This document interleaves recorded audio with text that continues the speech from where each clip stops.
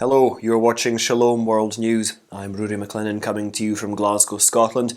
Here are the latest headlines from around the world. On Saturday, Pope Francis decried an attack on a camp for internally displaced people in the Democratic Republic of Congo.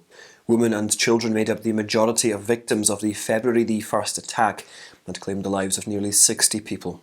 Vatican Secretary of State Cardinal Pietro Parolin sent a telegram to President Felix Tshisekedi conveying Pope Francis's dismay over the armed militia attack on the camp in Plain Savo de Djougou territory in the eastern province of Ituri. Describing the attacks as horrific in the telegram, the Pope asked the Father of all mercy to welcome in his peace and light those who have died and to give comfort to those who mourn their loss. It was the United Nations mission that first reported the brutal attack on Tuesday when militants stormed the camp late at night with machetes and other weapons. In what is seen as a significant victory for the pro-life initiatives of the US state of Texas, there has been a decline in the abortion rates in the state. According to the latest data released by the Texas Health and Human Services Commission, nearly 75 to 100 babies are being saved from abortion each day. This is since the state's Heartbeat Act came into effect. In 2020, over 54,000 babies were aborted, of which 85% of pregnancies were terminated after 6 weeks of pregnancy. However, since the enactment of the law in September 2021, nearly 11,000 babies have been saved. The state office reported 2,197 abortions in Texas after the law came into effect, compared to 5,404 abortions just 1 month before.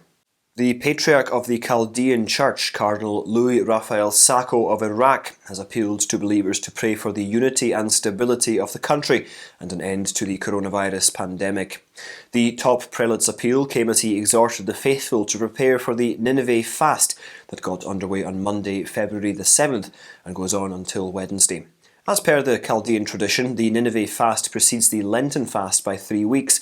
During this period, Chaldean believers abstain from food and beverages from midnight until noon, and they also stay away from meat. This fast is reminiscent of the one asked by Prophet Jonah of the Old Testament to the residents of Nineveh that stood in the area of modern-day Mosul in Iraq. Reflections on this year's fast have exegetical and historical notes on the Book of Jonah. As February the 8th marks the International Day of Prayer and Awareness Against Human Trafficking, the Catholic Church is calling on the faithful to act and pray for the end of this modern-day slavery.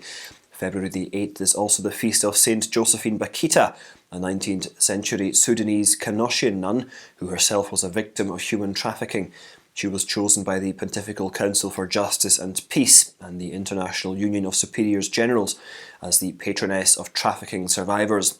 The theme of this year's observance is the power of care, women, economy and human trafficking, and the day will be marked by an online prayer marathon across different time zones. It will also comprise a special address by Pope Francis at 1 p.m. Central European Time. Concluding his Sunday Angelus on February the 6th, the Holy Father prayed for victims of human trafficking and blessed a miniature statue of Saint Bakita, sculpted by Catholic artist Timothy Schmaltz. The statue displayed in the Vatican will have larger replicas across Europe, Canada and the United States.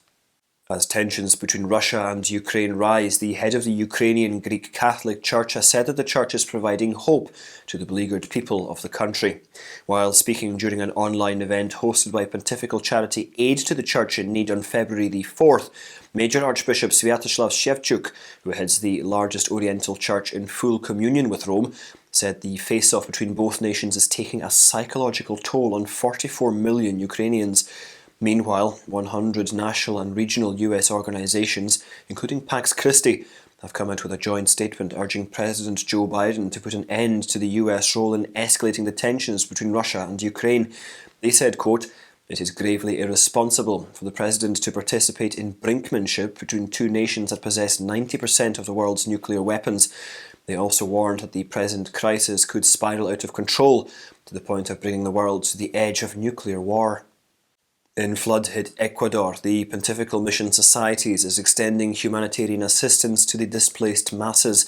Over the past several days, heavy rain has triggered landslides and floods, claiming the lives of several people and displacing many more.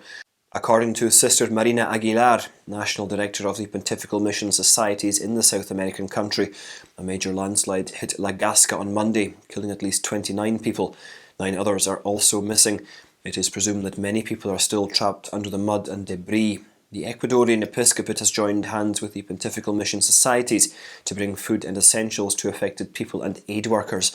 The Pontifical Mission Societies has also launched a prayer and aid collection campaign at the national level for the relief work that is ongoing. The Government of Ontario in Canada has announced funds to the tune of $25 million for faith-based and cultural organisations to combat hate crimes. The grant comes after a disturbing spike in hate-related crimes, including increased acts of anti-Semitism, Islamophobia and anti-Asian racism. The new Ontario grant to support anti-hate security measures for faith-based and cultural organisations helps eligible organisations cover expenses related to security and safety measures. This will include enhancing the security of buildings and training staff on how to respond to hate-motivated violence. All charities and not-for-profit corporations that host events of religious, spiritual or cultural significance at least once a month are eligible for the one-time grants up to $10,000. And those are your latest headlines. Do join us again tomorrow. In the meantime, you can visit swnews.org for more updates. Shalom.